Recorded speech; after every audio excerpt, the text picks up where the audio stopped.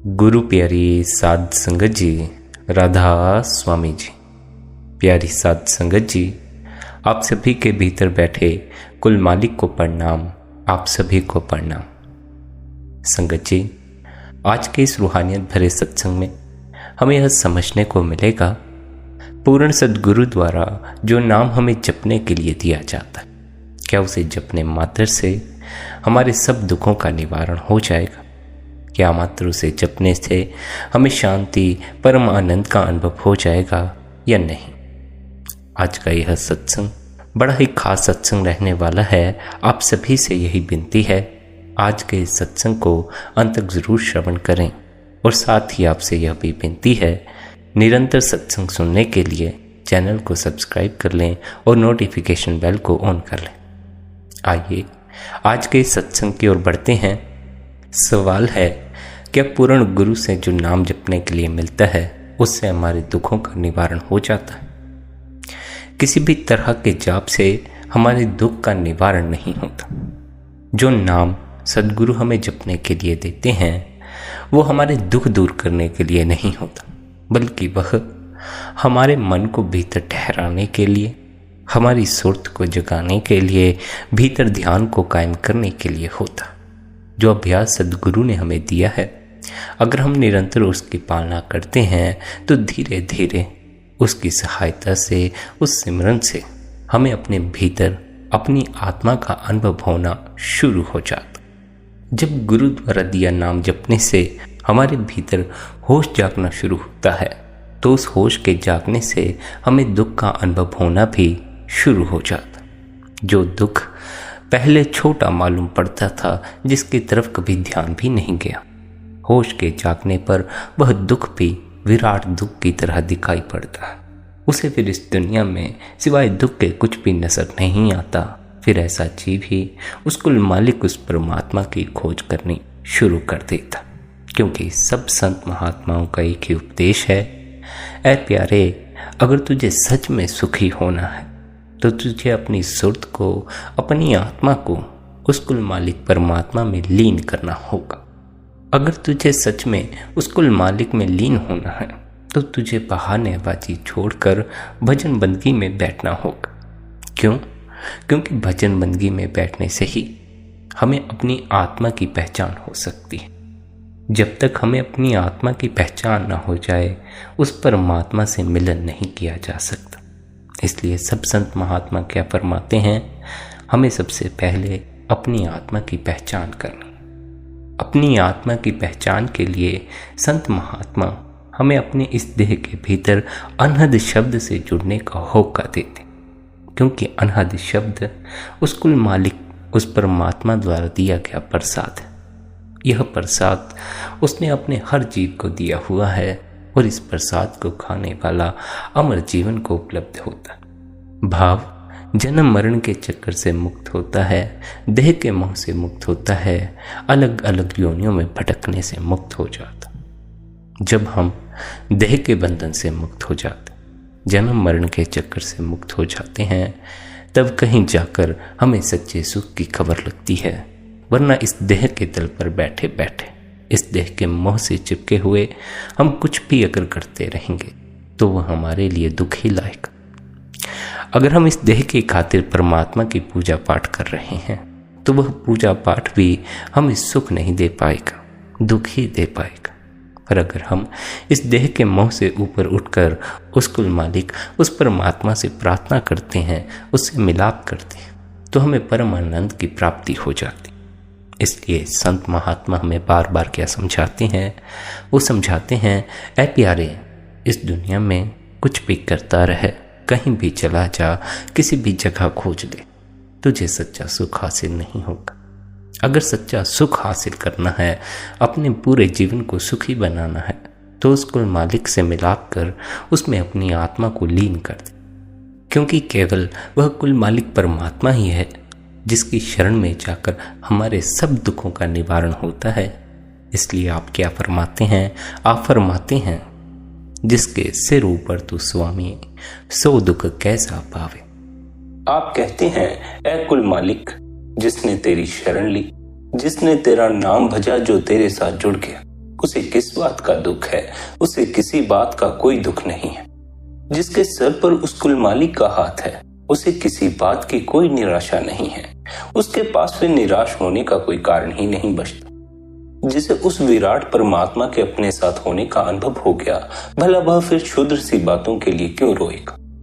जब विराट परमात्मा उपलब्ध होता है तो उसकी एवज में बाकी सभी कुछ छोटा पड़ जाता। कहने का भाव यह है, जब अंतस का आनंद उपलब्ध होता है तब बाहर के सभी स्वाद फीके पड़ना शुरू हो जाते। उस मालिक के मिलते ही यह संसार फीका लगने लग जाता। जब तक वह परमात्मा नहीं मिलता, संसार में बड़ा रस मालूम पड़ता है, पर जब वह परमात्मा मिल जाता है फिर संसार में कोई रस नहीं रह जाता। संसार में जब तक रस है तब तक दुख भी बरकरार रहेगा, क्योंकि भोग से शोक उत्पन्न होता। अगर संसार में रस है तो फिर उन रसों को भोगोगे भी और उन्हें भोग कर फिर दुख भी पाओगे। हर भोग बाद में दुख बन जाता। संसार का हर रस थोड़े समय बाद फीका पड़ना शुरू हो जाता। इसलिए सद्गुरु जीव को संसारिक रसों का आशिक होने से रोकता है। वह जीव को समझाता है, अगर इन रसों के स्वाद में उलझ गए तो आंतरिक रस की तरफ ध्यान न दे सकोगे।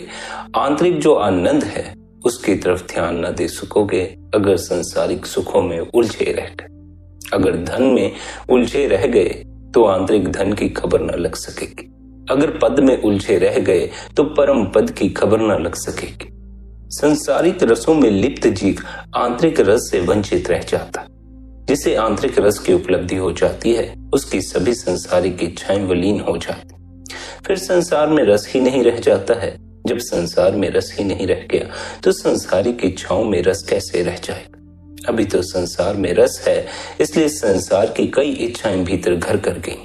संसार में रस है तो धन की इच्छा भीतर घर कर गई है, पद की इच्छा भीतर घर कर गई है, घर परिवार की इच्छा भीतर घर कर गई। जिस दिन इस संसार से रस विलीन हो जाता है उस दिन सभी इच्छाएं विलीन हो जाती। उस दिन फिर किसी भी इच्छा की पूर्ति में कोई आनंद मालूम नहीं पड़ता। जब तक जीव संसारिक रस से बंधा हुआ है तब तक उसके भीतर सच्चे धर्म का जन्म नहीं होता। तब तक वह धार्मिक होने का दिखावा तो कर सकता है, पर वह धार्मिक होता नहीं है। धर्म का जन्म ही आपके भीतर तब होता है जब आपके भीतर संसार का रस फीका पड़ जाता। जिस घड़ी संसार से मुख मुड़ जाता है उसी घड़ी मालिक की तरफ मुख मुड़ता। जब तक संसार की तरफ मुख किए बैठे हो तब तक परमात्मा की तरफ पीठ ही किए बैठे रहोगे। जब परमात्मा की तरफ मुख कर लोगे फिर संसार की तरफ पीठ हो जाएगी। संसार है बाहर, परमात्मा है भीतर। जो बाहर ही बाहर उलझे रह जाते हैं उनकी परमात्मा की तरफ पीठ है। जो भीतर उतरना शुरू कर देते हैं, भीतर देखना शुरू कर देते हैं, भीतर खोजना शुरू कर देते हैं, उनकी संसार की तरफ पीठ है। परमात्मा की तरफ पीठ किए रखोगे तो परमात्मा दिखाई कैसे पड़ेगा? परमात्मा की तरफ मुख करोगे तभी तो परमात्मा दिखाई पड़ेगा। मुख किया है संसार की तरफ, पीठ कर रखी है परमात्मा की तरफ। फिर कहते हैं जी परमात्मा का दर्शन नहीं होता, उसका कोई अनुभव नहीं होता। उसकी तरफ मुख करो, उसकी तरफ मुख करोगे तब कहीं उसकी तरफ यात्रा शुरू होगी। जिस तरफ आपका मुख होता है उसी तरफ तो आपके पैर चलते हैं। ऐसा तो नहीं है आप सीधा देख रहे हैं, पैर आपके उल्टी तरफ चलेंगे। जिस तरफ मुख है उसी तरफ पैर भी चलते। अगर मुख है संसार की तरफ तो संसार की तरफ गति करोगे, मुख है परमात्मा की तरफ तो परमात्मा की तरफ गति करोगे। परमात्मा की तरफ मुख करने का अर्थ है अपने भीतर ध्यान को ठहराना, अपने भीतर उस अंधकार में देखना जिस अंधकार से होते हुए एक दिन प्रकाश की यात्रा सफल हो जाती। बाहर देखने की कला का नाम है संसार की ओर मुख कर लेना, भीतर देखने की कला का नाम है परमात्मा की ओर मुख कर लेना। ध्यान भीतर देखने की कला है, बंदगी भीतर देखने की कला है। इसलिए सद्गुरु हमें बंदगी करने को कहते हैं, ध्यान करने को कहते। पर बहुत से जीव हैं जो ध्यान में बैठते नहीं, भीतर देखते नहीं, मुख रखते हैं संसार की तरफ, लेकिन पहुंचना चाहते हैं परमात्मा के पास।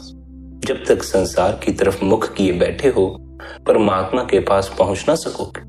जिस तरफ मुख है उसी तरफ की यात्रा करने में सफल हो सकोगे। इसलिए अपना मुख परमात्मा की तरफ मोड़ना। पहले पहले तो सभी संसार की तरफ ही मुख मोड़ कर बैठे होते। पहले पहले तो किसी को अपने भीतर देखने में कोई दिलचस्पी नहीं होती। किसी को फर्क नहीं पड़ता कि उनके भीतर परमात्मा बैठा है, भीतर बैठे उस परमात्मा को ही निहार लें, देख लें। इतने समय से सुनते आए हैं भीतर परमात्मा है, सबके भीतर मालिक बसता है, लेकिन आज तक ना अपने भीतर उसे देखा, न किसी दूसरे के भीतर उसकी झलक मिली। क्यों ना अब उसे अपने भीतर देख ले। किसी के भीतर उसे देखने की कोई चाह पैदा नहीं होती। सुनते सभी हैं कि वह परमात्मा हमारे भीतर बैठा, लेकिन किसी को भी उसके भीतर बैठे होने का कोई अनुभव ही नहीं है। सभी उस अनुभव से वंचित हैं। कभी कभार कोई विरला ही होता है जो उस अनुभव से परिचित हो जाता, जो कि अपने भीतर बैठे उस परमात्मा से मिलाप कर लेता। उसी की यात्रा सफल होती है, उसी का मनुष्य जन्म सफल होता। अधिकांश जीवों का मनुष्य जन्म व्यर्थ ही चला जाता है, क्योंकि वे पूरा जीवन सांसारिक चीजों को इकट्ठा करने में लगे रहते हैं, सांसारिक स्वादों के पीछे भागते रह जाते, सांसारिक रसों में इतना उलझ जाते हैं कि उनका अंतस के रस की तरफ कभी ख्याल ही नहीं जाता। अगर अंतस की तरफ कभी ख्याल गया ही नहीं है तो अंतस के आनंद की उपलब्धि कैसे हो सकती? जब कभी जीवन में अंतस का विचार ही नहीं उठा तो अंतस में पड़े उस खजाने का विचार कैसे उठ सकता? इसलिए सदगुरु समझाता है, सत्संग सुनो, सत्संग में जाओ, क्योंकि सत्संग में जाकर आपको ऐसी समझ मिलेगी जो आपको अंतस के प्रति जागरूक करेगी। जो भीतर के प्रति अंतस के प्रति जागा ही नहीं है, वह अंतस की यात्रा कैसे कर सकता? वह अंतस में उतरने के लिए भला क्या उपाय करेगा, क्या प्रयास करेगा? वह कुछ भी नहीं करेगा। अंतस में छिपा बैठा है वह परमात्मा। उस परमात्मा की खोज ही अंतस की खोज ही धर्म की खोज है। जब वह परमात्मा उपलब्ध हो जाता है तब कहीं जाकर जीव सच्चा धार्मिक बनता। धार्मिक होने का अर्थ है उस परमात्मा से एक रूप हो जाना। धार्मिक होने का अर्थ यह नहीं है कि आप परमात्मा की पूजा प्रार्थना करने लग गए। पूजा प्रार्थना भी अपने मतलब के लिए की जा सकती है, और अधिकांश जीव तो अपने मतलब के लिए ही करते हैं। अपनी मांगों की पूर्ति के लिए, अपनी इच्छाओं वासनाओं की पूर्ति के लिए, जीवन में धन चाहिए उसकी पूर्ति के लिए, या फिर नौकरी चाहिए उसकी पूर्ति के लिए। पूजा प्रार्थना करने से ही कोई धार्मिक नहीं हो जाता। धार्मिक तो वही हो पाता है जिसके भीतर से मांगने की बात ही चली गई, जो अब उस परमात्मा से कुछ मांगता ही नहीं। देखो, उस परमात्मा से वही मांगते हैं जो उसकी रजा में राजी नहीं हो पाते। जो उसकी रजा में राजी हो जाते हैं वह फिर उससे मांगना बंद कर देते। जब उसकी रजा में राजी हो गए फिर मांगने का सवाल भी पैदा कैसे हो सकता? फिर तो जो वो दे उसी में राजी हो जाना है, उसी में अपने आप को ढाल लेना। लेकिन यह जो राजी होना है यह हर जीव नहीं हो सकता। वही जीव हो सकता है जो बंदगी करता है, जो ध्यान करता, जिसे अपने अंतस का अनुभव है, जिसे उस परमात्मा की जरा सी भी झलक मिली है, वही उस परमात्मा की रजा में राजी हो सकता। जब तक उसके होने का कोई अनुभव ही नहीं हुआ तब तक उसके हाथों में अपने को सौंप ना सकोगे। तब तक उसके हाथों में अपने को सौंपने से एक भय बना रहेगा। सोचते रहोगे पता नहीं वह है कि नहीं है, यूं ही अपने को छोड़कर कहीं अपना नुकसान न कर बैठे। इसलिए सदगुरु समझाता है, अंतस की झलक हासिल करने के लिए, उस परमात्मा की झलक हासिल करने के लिए सच्ची लगन और सच्ची मेहनत से बंदगी करो। निरंतर ध्यान में बैठो, निरंतर उस मालिक को याद करो। एक ही दिन में उस परमात्मा की याद आपके हृदय में नहीं बैठने वाली, इसलिए निरंतर अभ्यास करना, निरंतर उस मालिक को याद करना। सांसारिक चीजों की याद तो हमारे भीतर बनी ही रहती है, उनकी याद तो कभी भूलती नहीं, पर उस परमात्मा की याद बार बार भूल जाती है। वह मालिक भूल जाता है, बाकी सब कुछ याद रहता। मित्र याद रहते हैं, परिवार वाले याद रहते हैं, नौकरी पेशे वाले याद रहते हैं, वह परमात्मा भूल जाता। धन याद रहता है, पद याद रहता है, मकान याद रहता है, वह परमात्मा भूल जाता। जब तक उस मालिक को भूल जाते हो, जब तक उसकी याद हृदय में सदा के लिए घर न करके, तब तक अपने सच्चे घर सचखंड तक न पहुंच सको। जब तक संसार की याद भीतर बनी हुई है तब तक संसार अपनी ओर खींचता ही रहेगा, तब तक आप संसारिक उलझनों में उलझते ही रहेंगे। और यह जो संसार की याद है यह कई जन्मों से भीतर पक्की होती चली आ रही है। इसलिए ऐसा मत समझ लेना एक दिन उस मालिक को याद कर लिया तो सर गया, 2 दिन उस मालिक को याद कर लिया तो बहुत हो गया। उस मालिक को तो पल पल याद करते रहो। उस मालिक को याद किया हुआ ही आपके जीवन में सुख ला सकता है, शांति ला सकता। जीवन को ऐसा मत बनाओ कि सिर्फ सुबह शाम ही उस मालिक को याद करो। जीवन को ऐसा बनाओ कि सुबह से शाम तक उस मालिक की याद में ही लीन रहो। वह मालिक याद रहे, बाकी सब भूल जाए, तभी जीवन में आनंद हो सकता। वह मालिक भूल जाए, बाकी सब याद रहे, फिर जीवन में आनंद नहीं होता। फिर तो दुख ही दुख होते हैं, मुसीबतें ही मुसीबतें होती। वह परमात्मा भी नहीं चाहता कि हम दुखी रहें। वह भी चाहता है कि उसके सभी बच्चे खुश रहें, आनंद से रहें। लेकिन आनंदित होने का एकमात्र उपाय अपने भीतर उतर जाना। और संत सद्गुरु हमें बार बार समझाते हैं कि आनंद की उपलब्धि अपने ही भीतर से होती है, कहीं बाहर से नहीं होती। अगर जीव शांत होता है तो भीतर उतर कर ही होता है। बाहर किसी भी शांति भरी जगह में चले जाने से उसके भीतर की अशांति दूर नहीं होती। जो भीतर है उसकी उपलब्धि महत्वपूर्ण है। मनुष्य जन्म में जो सबसे ज्यादा मूल्यवान है वह हमारे भीतर छिपा हुआ। अगर हम अपने भीतर खोजें तो हमें अपने भीतर वह परमात्मा मिल जाएगा, जिसको मिलने के लिए न जाने हम कितने उपाय करते हैं, जिसको मिलने के लिए न जाने हम कितनी पूजा प्रार्थना करते हैं। वह मिलता है भीतर, लेकिन उसे ढूंढने वाले ढूंढते हैं बाहर। बाहर ढूंढते रहने से वह मिलता नहीं। फिर उनकी कई सालों की गई पूजा प्रार्थना भी कोई जीवन में रंग नहीं ला पाती। अगर अपने जीवन को रंग से भरना चाहते हो तो अपने अंतस में बैठे मालिक की खोज करो। परमात्मा कहीं बाहर नहीं है, आपके भीतर बैठा है। भीतर उतरोगे तो उसके भीतर होने की पहचान भी होने लगेगी। लेकिन भीतर उतरना भी तो होगा। भीतर उतरोगे नहीं, ध्यान में बैठोगे नहीं, बंदगी करोगे नहीं, फिर भीतर का अनुभव कैसे होगा? भीतर बैठे उस परमात्मा का पता कैसे चलेगा? भीतर का अनुभव आपको एक ही दिन में नहीं हो जाने वाला। ऐसा नहीं आज आपको नामदान मिला, अभ्यास मिला तो आज ही आपने अभ्यास किया और आप परमात्मा से जुड़ गए। कुछ कुछ पाक रूहें होती हैं जो जुड़ भी जाती, जिन्हें भीतर बैठे परमात्मा की खबर तत्क्षण लग जाती। लेकिन बहुत बार तो ऐसा ही होता है कि बहुत सी अड़चनें आती हैं, मन हमें भीतर जाने नहीं देता। मन इतना मजबूत होकर भीतर बैठा हुआ है कि मालिक की तरफ तो हमारा ध्यान जाने ही नहीं देता। बार बार हमारा ध्यान संसार की तरफ कर देगा, बार बार हमें सांसारिक बातों में उलझा देगा, लेकिन उस मालिक की याद भुलाने की हर कोशिश करेगा। पहले पहले मन यही कोशिश करता है कि वह हमें परमात्मा से दूर ही रखे। पर जिस दिन हम इस मन को भी परमात्मा की याद में लीन कर देते हैं, फिर ये खुद से हमें परमात्मा की याद दिलाना शुरू कर देता है। फिर ये खुद से हमें परमात्मा की तरफ गति करने के लिए प्रोत्साहित करता। मगर इस बात को ख्याल रखना, शुरू में थोड़ी तकलीफ का अनुभव करोगे। शुरू में ऐसा जरूर लगेगा कि कुछ भी अनुभव नहीं हो रहा है। तब निराश मत हो जाना, बंदगी छोड़कर बैठ मत जाना। ऐसा मत करना कि फिर मालिक को याद करना ही भूल जाओ। मालिक को निरंतर याद करते रहना। जो गुरु ने सिमरन दिया है निरंतर करो। निरंतर करोगे, निरंतर करने से ही भीतर उस मालिक की याद पक्की होने लगेगी। जैसे जैसे उस मालिक की याद भीतर पक्की होती चली जाएगी, मलिन ख्यालों से आपका विचार हटता चला जाएगा। जब मलिनता से भरी बातों की तरफ आप ध्यान देना बंद कर देंगे, उसकी जगह भीतर आप गुरु द्वारा दिए नाम का जाप करेंगे, तो उससे आपका हृदय भी पवित्र होगा। भीतर की जो मैल है वह भी साफ होगी। हृदय पवित्र होता है गुरु द्वारा दिए हुए नाम का जाप करने से, क्योंकि गुरु द्वारा दिए नाम का जाप करने से हमारा ध्यान मन की मलिनता की तरफ जाना बंद हो जाता। आमतौर पर हम मन की मलिनता की तरफ अधिक ध्यान देते। क्रोध उठाए, काम उठाए तो हमें उनसे जुड़ने में जरा भी देर नहीं लगती। जैसे ही क्रोध उठा हम क्रोध से जुड़ गए, काम उठा हम काम से जुड़ गए। हम मलिन ख्यालों से जल्दी प्रभावित हो जाते। हमें अगर परमात्मा का नाम लेना हो तो वह हमारे लिए कठिन है। अगर हमसे कह दिया जाए पूरा दिन बैठकर बंदगी करते रहो, तो वह हमसे होने वाला नहीं है।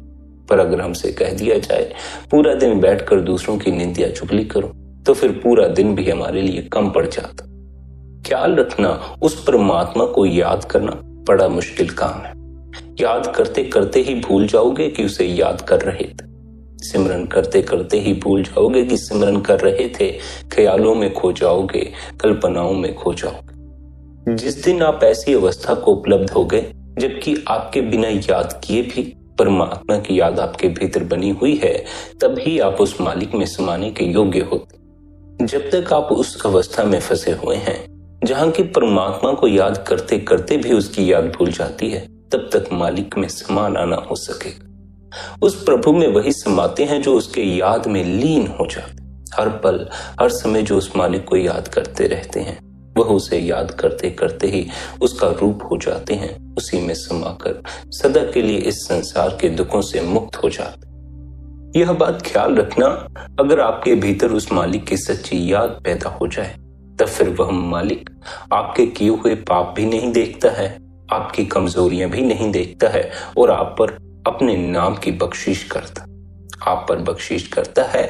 आपको अपने साथ मिलाने के लिए हर द्वार अपने आप से ही खोलना शुरू कर देता। वह परमात्मा बड़ा उदार हृदय और मेहरबान भी है। हम लोग तो अनगिनत कमजोरियों के शिकार हैं, बहुत सी गलतियां कर देते हैं, बहुत से पाप कर्म कर बैठते हैं। बीत चुके जन्मों में अनेक पाप कर चुके हैं और अब भी कितने ही पाप प्रतिदिन हमसे होते जा रहे हैं। पर जब उस परमात्मा में दया की हुलोर उठती है, तब वह यह नहीं देखता कि इसने कितने पाप किए हैं, इसकी कितनी कमजोरियां हैं, कितनी इसने गलतियां की हैं। वह तो बस सब कुकर्मों को अनदेखा करके हमारी बाह पकड़ लेता। ऐसी कठिन घाटियों में जहां कोई हमारी सहायता नहीं कर सकता, वहां वह परमात्मा हमारी सहायता करता। सहायता वह उन्हीं की करता है जो अपने आप को उसके सहारे पर छोड़ देते, जो अपने आप को उस मालिक के आगे समर्पित कर देते हैं, अपने अहंकार को उसके चरणों में चढ़ा देते हैं। उन जीवों की संभाल फिर वह परमात्मा अपने आप करता। गिरने वाला चाहे कितना ही गिर जाए, इससे उस प्रभु की उदारता प्रभावित नहीं होती। न बुरे काम करने वालों का समूह देखकर वह दुखी होता, उसे पापात्माओं का उद्धार करते जरा भी देर नहीं लगती। अपनी दया के भंडार खोलने के लिए वह किसी शुभ दिन का विचार नहीं करता, कोई मुहूर्त नहीं निकलवाता। उसकी दया की वर्षा हर समय होती रहती है। अगर वह जीवों की अच्छाइयों बुराइयों को देखने लगे तो वे कभी भी जन्म मरण के बंधन से छूट ना सकेंगे। हमने तो इतने पाप और बुराइयां की हैं कि अगर हम उनका हिसाब किताब देने बैठे तो कई जन्म लग जाएंगे। लेकिन उस मालिक की मेहर जिस पर हो जाती है, उसके सभी जन्मों के पाप कर्मों का लेखा तत्क्षण ही नष्ट हो जाता। उसे फिर बार बार देख के बंधनों में नहीं आना पड़ता। उसे वह मालिक अपने साथ मिलाकर अपना ही रूप बना लेता। जो कोई भी उस कुल मालिक की शरण लेता है, उसे वह हृदय से लगा लेता है, उसे अपना बना लेता है। इसलिए सद्गुरु हमें समझाते हैं, उस कुल मालिक की शरण में जाना चाहिए। अपना मान अभिमान छोड़कर, छल कपट त्याग कर, सारे हथियार फेंक कर माँ की गोद में लौट आए बालक की तरह उस मालिक की गोद में बैठ जाना चाहिए। वैसे भी तो आखिर में उस मालिक का ही सहारा खोजते हो, आखिर में भी तो उसकी ही शरण में जाना पड़ता। जब जीव को संसार में हर तरफ से धक्के पड़ते हैं, हर तरफ से धोखे मिलते हैं, हर तरफ से दुख मिलता है, तब उसके पास आखिर में उस मालिक का ही सहारा रह जाता। अंत में सभी लोग उस मालिक का सहारा ही ताकते हैं। पहले ही क्यों ना उस मालिक का सहारा ले लिया जाए। जब सब बिगड़ जाए तब उसकी शरण में जाने से बेहतर है पहले ही उसकी शरण में चले जाओ, फिर वह आपका कुछ भी बिगड़ने नहीं देगा। जिन्होंने उस मालिक का सहारा लिया, उनका जीवन उस मालिक की दया मेहर से आनंद से भरता चला गया, सुख से भरता चला गया। जिन्होंने उस मालिक का सहारा न लिया, अपने अभिमान में चूर रहे, छल कपट करते रहे, उन्होंने अपने जीवन को नरक बना लिया। उनके सर पर इतने पाप कर्मों का बोझ इकट्ठा हो गया कि वे अपने द्वारा इकट्ठे किए बोझ से ही दबते चले जा रहे हैं, अपने द्वारा इकट्ठे किए गए बोझ के नीचे आकर ही मरे जा रहे हैं। उस मालिक की शरण में जाओ, उसकी शरण में जाकर ही सुख हासिल हो सकता है। दुखों की नगरी में डूबते जीव को वह मालिक ही सहारा दे सकता है। डूबते को तिनके का सहारा आम कहावत है, पर तिनका डूबते मनुष्य को बचा नहीं सकता, एक झूठी आशा को जन्म देकर ही रह जाता। अगर किसी को सहारे की आवश्यकता हो तो प्रभु का ही सहारा ताकना चाहिए। उसकी बड़ाई यह है कि वह अपनी शरण में आए जीवों की रक्षा छोटे मोटे प्यादों या घुड़सवारों से नहीं करवाता।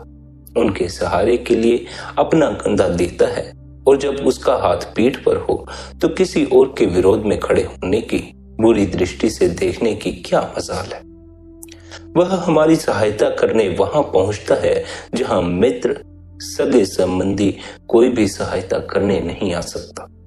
जब हम मन और माया के जाल में फंसकर बाल बच्चों में मस्त होते हैं या अपनी धन संपत्ति में डूबे रहते हैं या विषय विकारों में उलझकर अंधे हो जाते हैं और परमात्मा की हमें याद तक नहीं होती, वह दया का सागर उस समय भी हमारी ओर से बेखबर नहीं होता। उस समय भी वह हमारी संभाल करता रहता। जब हम किसी मुसीबत की वजह से अस्पतालों में भर्ती होते हैं तो डॉक्टर हमारी संभाल अपने हाथ में ले लेता है। जब हम किसी मुसीबत की वजह से अस्पताल में भर्ती होते हैं तो डॉक्टर हमारी संभाल अपने हाथ में ले लेता है। अगर वह हमें पलंग पर लिटाकर भारी पत्थर पैरों से लटका दे तो हमें ऐतराज नहीं होता। जांच के लिए कितना ही खून नाड़ियों में से निकाल ले तो भी हम माथे पर बल नहीं लाते। वह जहर जैसी कड़वी दवा पीने के लिए कहता है तो भी हम उसे शक्कर मानकर पी लेते। इंजेक्शन के लिए बार बार सुइयां चुभाता है तब भी हम उफ तक नहीं करते। यह सब इसलिए कि हमें पता है कि वह जो कुछ कर रहा है हमारा हितैषी होने के नाते हमारे भले के लिए कर रहा है। बीमारी हमारे जीवन के अनेक समस्याओं में से एक है। जब उस कृपा निधान ने हमारी सब समस्याओं का भार अपने कंधे पर उठाया हुआ है तो फिर भला हम किसी भी संकट से क्यों घबराएं। जो कुछ हमारे साथ बीतता है हमारे उस हमदर्दी की मौज के अनुसार बीतता है। वह कदम कदम पर हमारी रक्षा करता है, जिस रक्षा में किसी भी समय कमी नहीं आती। यह बात सदा स्मरण रखें, हम चाहे किसी भी स्थिति से गुजर रहे हों, परमात्मा उसका पूरी तरह जानकार होता है, जितना जानकार कोई दूसरा नहीं हो सकता। और यह क्यों ना हो, वह हमारे अंतस में बैठा हुआ है, हमारे अंतर में बसता है, हर क्षण हर पल हमारे अंग संग रहता है। जो कुछ हमारे साथ होता है वह भीतर बैठा बैठा सब कुछ देखता रहता। इसलिए अगर उसे ऐसा लगे हम किसी ऐसी स्थिति में फंसे हुए हैं जहां हमें उसके सहारे की आवश्यकता है, जहां की हमें दूसरों का सहारा नहीं मिल सकता, वह हमारी मदद करता, वह हमारा साथ देता। जिस प्रकार की रक्षा और पालन वह हमारा करता है उसका उदाहरण मिलना असंभव है। जब हमारा शरीर अस्तित्व में आता है तो उसका आकार इतना छोटा होता है कि नंगी आंख से उसे देखा भी नहीं जा सकता। वह अति अल्प ही नहीं, पूर्ण रूप से निर्बल और असहाय भी होता है। इसके अतिरिक्त वह घिरा होता है चारों ओर से आग और पानी द्वारा, गर्भाशय के जल से तो भी उसका बाल भी बांका तक नहीं होता। उसके हाथ काम नहीं करते, मुंह गति में नहीं आता, न कोई सहायक होता है, न हमदर्द होता है। फिर भी आवश्यक पौष्टिक खुराक निरंतर उस तक पहुंचती रहती है और वह दिन प्रतिदिन बढ़ता और विकसित होता रहता है। इसके अलावा वे कीड़े भी होते हैं जो पत्थरों में पैदा होते हैं और पत्थरों में पलते हैं। न वे बाहर आ सकते हैं, न किसी और के लिए उन तक पहुंचने का रास्ता होता है, लेकिन फिर भी वे भूखे प्यासे नहीं मरते। क्या इससे यह समझना नहीं चाहिए कि जो सृजनहार बिल्कुल बेसहारा जीवों की हाथ देकर रक्षा करता है वह ऐसी दया हम पर भी अवश्य करेगा। उस परमात्मा के होते हुए हमें किसी भी बात की चिंता करने की कोई आवश्यकता नहीं है। हम उस परमात्मा के बच्चे हैं। जरूर हम कमजोरियों के पुतले हैं, हमें कुछ अवगुण भी हैं, कुछ गलतियां हमने की भी हुई हैं, लेकिन फिर भी हम उस मालिक के बच्चे हैं। अगर हम अब गलतियां करना बंद कर दें, अब हम अच्छे हो जाएं, अब हम दूसरों की सेवा करनी शुरू कर दें तो वह हम पर अवश्य बख्शीश करेगा। बच्चे को अपने भले बुरे की, हित अहित की पूरी समझ नहीं होती, इसलिए उससे कई भूलें सहज ही स्वाभाविक ही हो जाती। माता पिता अपनी संतान को अच्छी तरह जानते हैं और उसकी कमजोरियों और कमियों को भी जानते, कभी वे उसके साथ वैसा व्यवहार नहीं करते जैसा कोई न्याय की कुर्सी पर बैठा न्यायाधीश किया करता है। माता पिता भूल करने वाली संतान से नाराज तो होते हैं, उसे डांटते फटकारते भी हैं, पर उसे त्याग नहीं देते, उससे प्यार फिर भी करते। उसकी भूल बताकर उसे ताड़ना देकर छाती से लगा लेते। यही हमारा परमपिता परमेश्वर भी करता। वह हमारी भूलें देखकर हमें त्याग नहीं देता, वह हमारी भूलें देखकर हमें सुधरने का मौका देता है, हमें समझाता है और फिर भी हमसे दूर नहीं होता।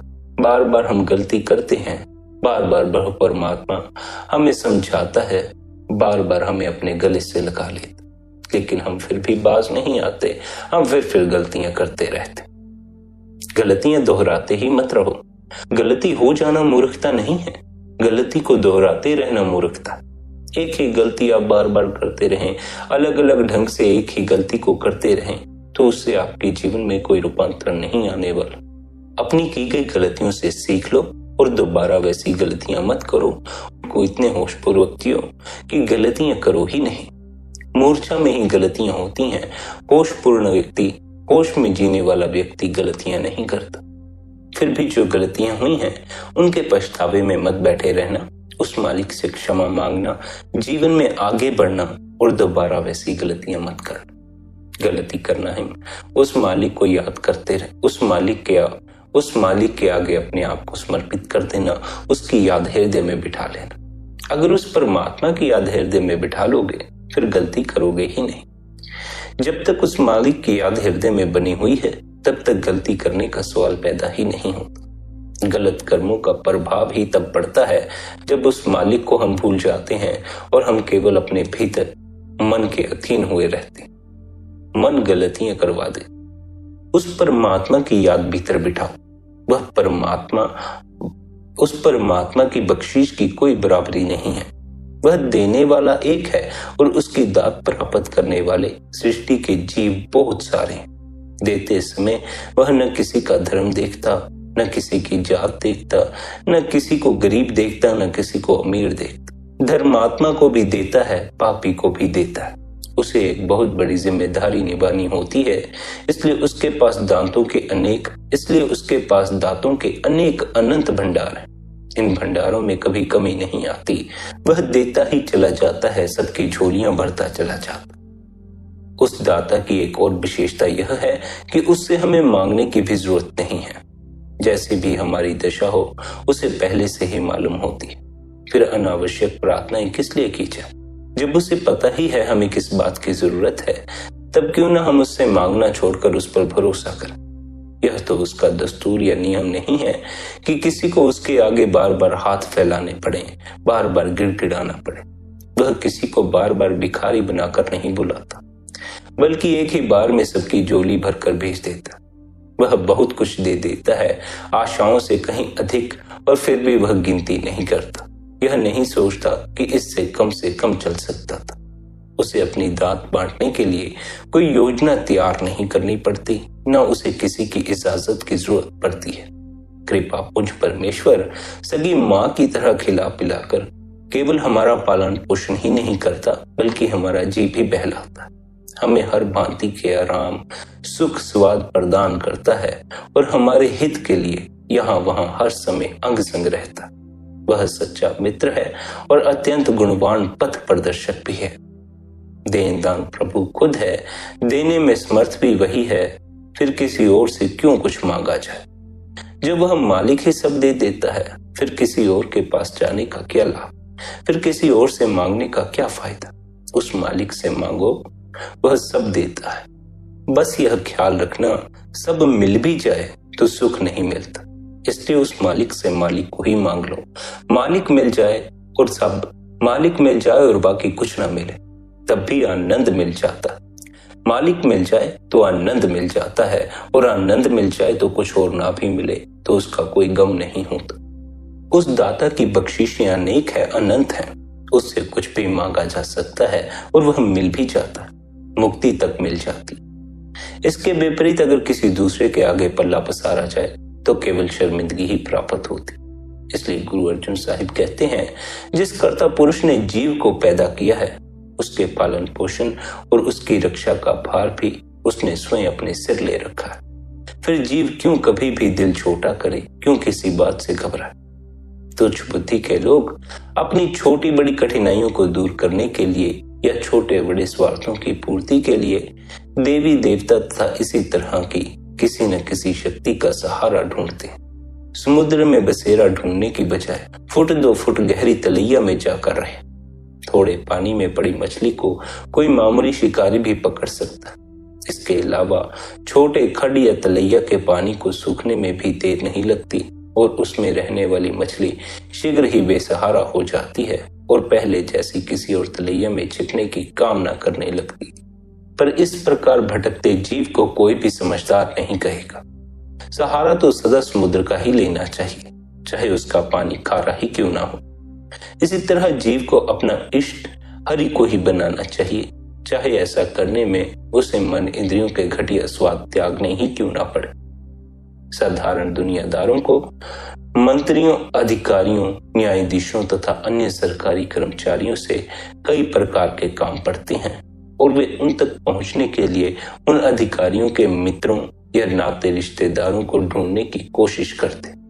उनका जन्म कहाँ हुआ, कहाँ सगाई या शादी हुई, किसके साथ उठना बैठना या मेल जोल है, ये सब जानकारी निकलवानी पड़ती।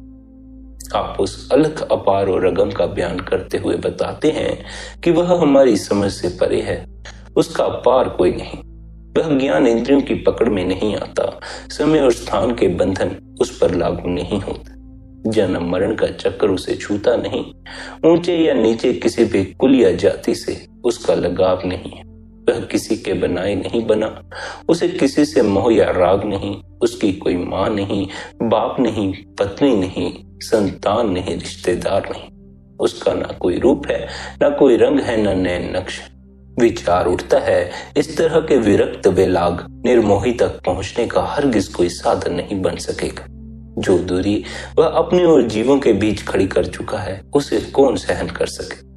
पर इससे पहले कि निराशा पूरी तरह हावी हो जाए, गुरु साहिब प्रभु का भेद खोलते हुए बताते हैं कि वह इतना पराया और परे प्रतीत होने वाला हमारे अपने ही हृदय में छिपकर बैठा है, इसलिए उसे ढूंढने में कोई खास मुश्किल नहीं होनी चाहिए। वह ज्योति के रूप में ही हमारे अंदर नहीं जलता रहता है, शब्द द्वारा भी लगातार अपना पता देता रहता। लुका छुपी खेलते हुए वह खुद ही पकड़े जाने के लिए सुविधाएं पैदा करता रहता, जबकि उसने अपने स्थान के आगे वज्र कपाट लगा रखे हैं, फिर भी गुरु के शब्द की सहायता से उसका दर्शन किया जा सकता है। इसलिए गुरु द्वारा दिए हुए अभ्यास की पालना करो, गुरु द्वारा दिए हुए नाम का जाप करो।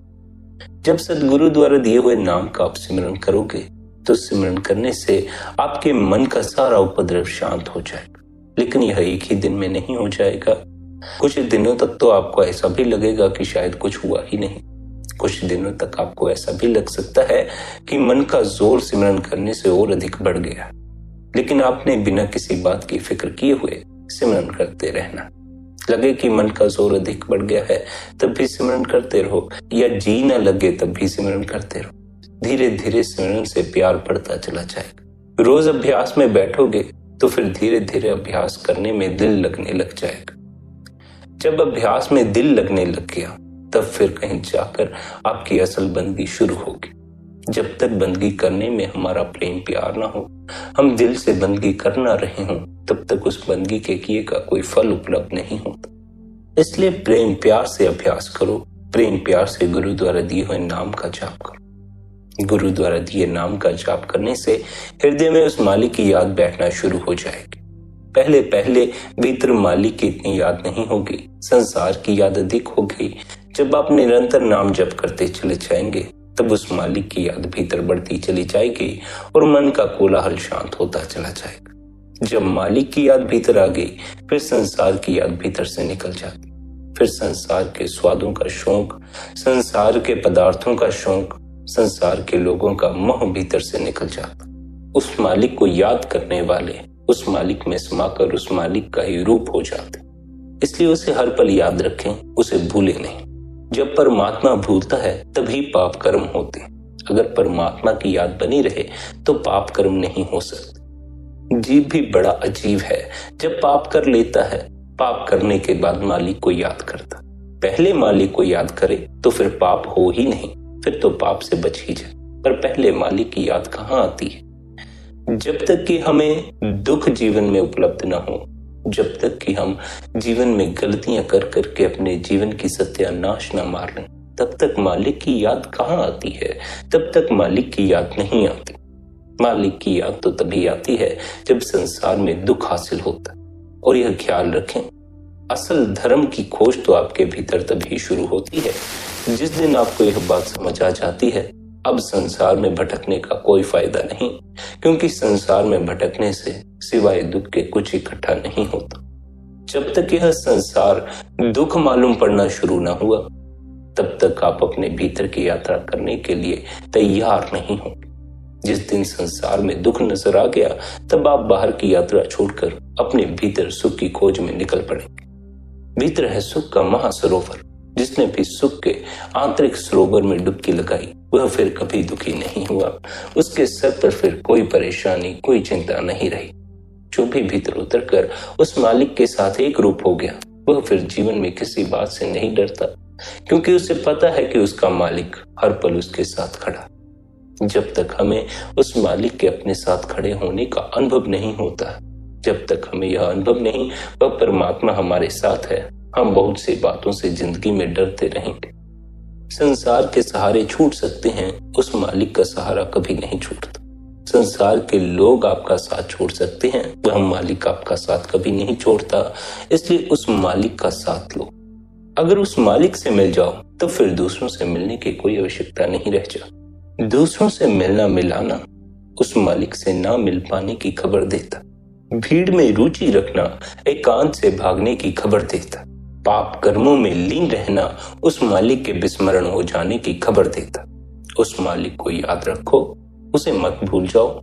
उसे छोड़कर अगर कुछ और भूलना है तो भूल जाओ, लेकिन उस मालिक को याद रखो, क्योंकि उसकी याद ही आपको बुरे कर्मों से बचाएगी, मलिन मन से बचाएगी, 84 के चक्कर में भटकने से बचाएगी। उस मालिक की याद को भीतर पक्का करने के लिए निरंतर गुरु द्वारा दिया हुआ अभ्यास करो, निरंतर भजन सिमरन करो, निरंतर ध्यान में बैठो। संगत जी, अंत में आपसे यही विनती है कि आप सभी अपने गुरु द्वारा दिए हुए अभ्यास की पालना करें। जैसा आपके गुरु ने आपको अभ्यास करने को दिया है, निरंतर वैसा अभ्यास करें।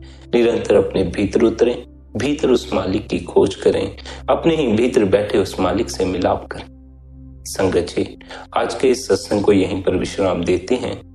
यदि आज का यह सत्संग आपको अच्छा लगा हो, तो आज के इस सत्संग को आप अपने मित्रों और संबंधियों के साथ शेयर भी कर सकते हैं। साथ ही आप शबदधुन सत्संग चैनल को सब्सक्राइब करके हर रोज सत्संग का आनंद ले सकते हैं। बाकी आपकी अपनी मौज है।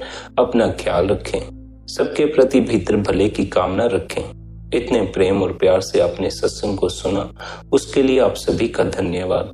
राधा स्वामी जी।